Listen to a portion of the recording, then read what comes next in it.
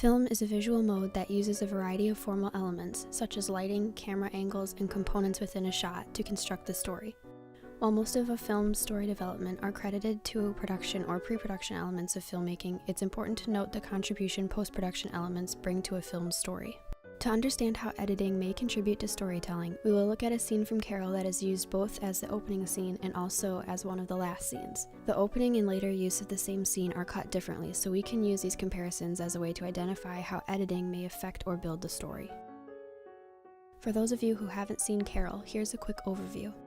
Carol is a story set in the 1950s about Therese, a young aspiring photographer whose day job is selling dolls. She locks eyes with Carol, a glamorous and soon-to-be divorced woman, from across the toy shop, makes a sale, and Carol conveniently leaves her gloves behind. After a series of meetings, they go on a road trip and bad things happen, and Carol leaves. Then our scene happens.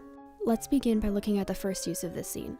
The goals of a scene in the beginning of a film is to 1. Introduce the setting, 2. Introduce the characters, and 3. Introduce the conditions of the story. Let's see what we notice after watching it through.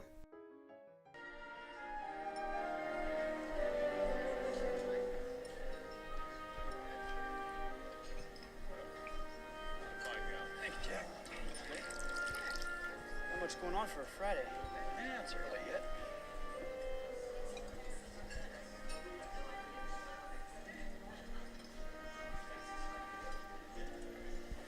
Say, Cal, make that a double, would you?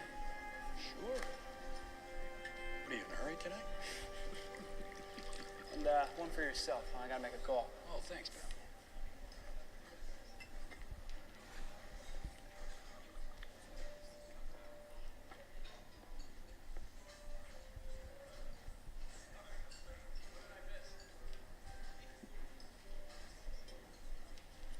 Therese, is that you?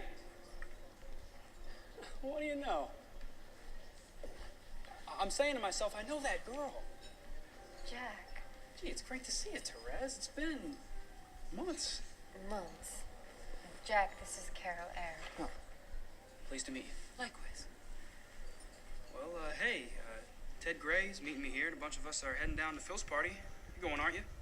Yes, I just plan to get there a little. You two go ahead. You coming along? No. I have to make a few calls before dinner anyway. I really should run. Are you sure? Of course. Well, then it would be great to catch a ride. Yeah, sure. You two have a wonderful night. Nice meeting you, Jack. Nice meeting you. All right, well, let me go make sure the loaf's on his way. Back in a flash.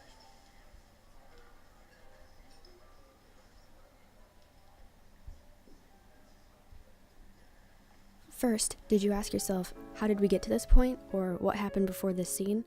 This feeling results from the filmmaker's choice of using a teaser to open the film, meaning a scene that chronologically takes place later in the story arc is moved to the beginning. This device pushes us to participate by asking, how does the story get to this point? But more importantly, how does the editing set up the setting and the characters? First, we start with Jack, who begins by guiding us through the scene. The editing starts the scene with Jack's first-person point of view. He walks into the restaurant and stands at the bar. Then, as Jack looks at people seated at the tables, we get a shot of what Jack sees. In other words, we know what he knows. This shot, along with others here, are wide shots, allowing the audience to have more context about the setting. What do you notice? Maybe the cigarettes, or the attire, or something else that might signify the time era. You, like Jack, may also notice that two women are having dinner together. The next shot that includes the women is stable and closer, allowing us to pick them out quicker now that we've established the setting. Do you get a sense of the characters? You probably noticed that after the beginning, Jack is hardly in the scene, even though having 3 characters in one conversation scene allows for many shot choices. The editing solely focuses on just Carol and Therese. Although the introduction to both women starts with Carol, more reaction shots and screen time goes to Therese. In the line of dialogue that connects Jack to the women at the table, he says, Therese, combined with the fact that no shot up to this point has revealed who Therese is. Viewers participate in the exposition by asking, who is Therese? Which then the film reveals who Therese is. This editing carefully sets up for focusing our attention on Therese. In this shot, we can see Therese is more concerned with Carol's exit than she is with Jack.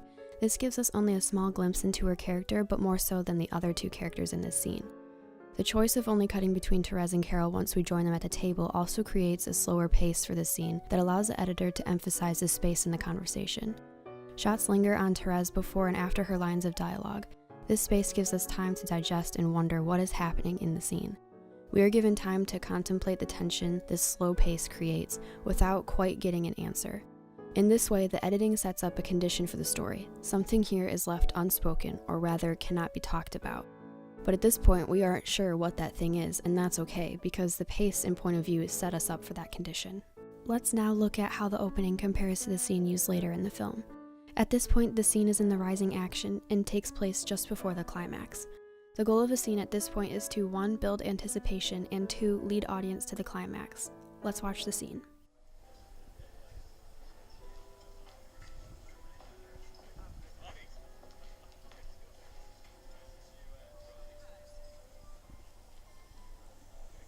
I wasn't sure you'd come.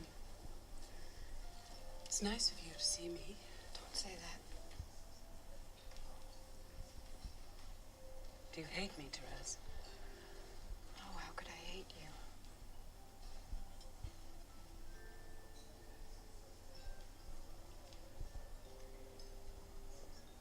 Abby tells me you're thriving. You've no idea how pleased I am for you. And you look very fine, you know? As if you've suddenly blossomed. Is that what comes of getting away from me? No.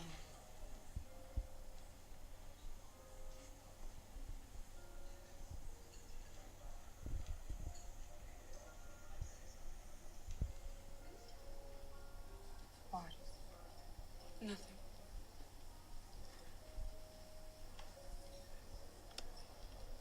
Harge and I are selling the house. I've taken an apartment on Madison Avenue. And a job, believe it or not. I'm going to work at a furniture house on 4th Avenue as a buyer.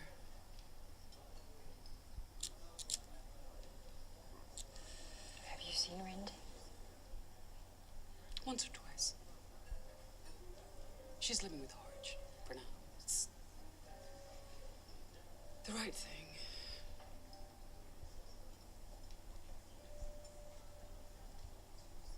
Anyway, the apartment's a nice big one. It's big enough for 2. I was hoping you might like to come live with me, but I guess you won't. Would you?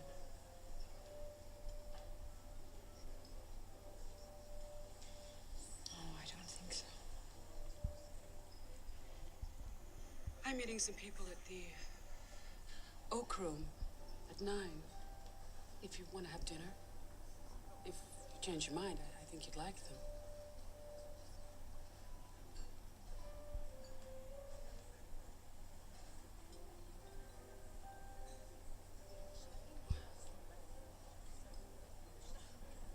That's that.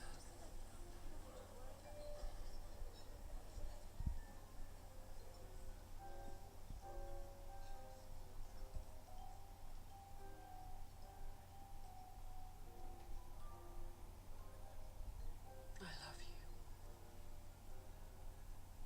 Therese, is that you? What do you know? I'm saying to myself, I know that girl. Jack. Gee, it's great to see you, Therese. It's been months. Months. Jack, this is Carol Aird. Pleased to meet you. Likewise. Well, hey, Ted Gray's meeting me here, and a bunch of us are heading down to Phil's party. You're going, aren't you? Yes, I just planned to get there. You two go ahead. Are you coming along? No. I have to make a few calls before dinner anyway. I really shouldn't. Are you sure? Of course. Well, it would be great to catch a ride. Yeah, sure. You two have a wonderful night. Nice meeting you, Jack. Nice meeting you. All right, well, let me go make sure the loaf's on his way. Back in a flash.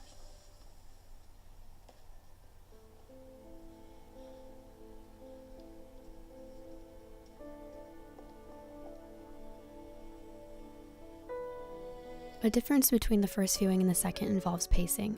Notice how the pace got even slower than before? The editing capitalizes on the dead air between lines of dialogue, especially before Jack's arrival.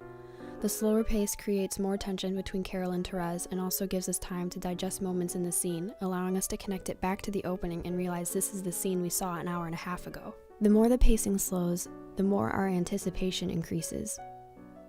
The conversation and editing uses the space for us to anticipate what will Therese say, and this is repeated, and our anticipation still increases. Then we have 2 shots that move in on each character, again building anticipation and utilizing the dead air to say more than what the characters are saying. This establishes that, despite Therese's rejection of Carol's offer, there is still more to be said. Notice what happens with the editing when Jack enters the scene. The pacing increased slightly, breaking the intensity between the women before slowing it back down again with the same shot we saw from earlier. Unlike the first time, however, we see more of Therese when Jack enters the scene. Now that we are near the end of the film, less context is needed for this setting, and the story needs us to connect to these characters rather than know who's important and who isn't, so closer shots are used instead. This is most clear when Carol puts her hand on Therese's shoulder and we see a shot that was not used the first time. We have rarely been this close to Therese's face before, and the close-up helps convey her emotions, and by doing so pushes us toward the climax as we may anticipate she still has feelings for Carol. You may also notice that the final shot of the scene, unlike the first time, uses Therese's face rather than the back of her head. This has the same effect as the added close-up. We see more of Therese's struggle. We suspect that this is not the end of their story because the shot choices let us see that Therese is not satisfied. Perhaps less consciously than other formal elements of film, you will notice that editing contributes to the story by being selective about shot choices and duration to achieve a desired goal and effect for our viewing experience. Whether a scene is used once or multiple times in the same film, the fact remains the same. Editing helps construct the story and the way in which we view a film.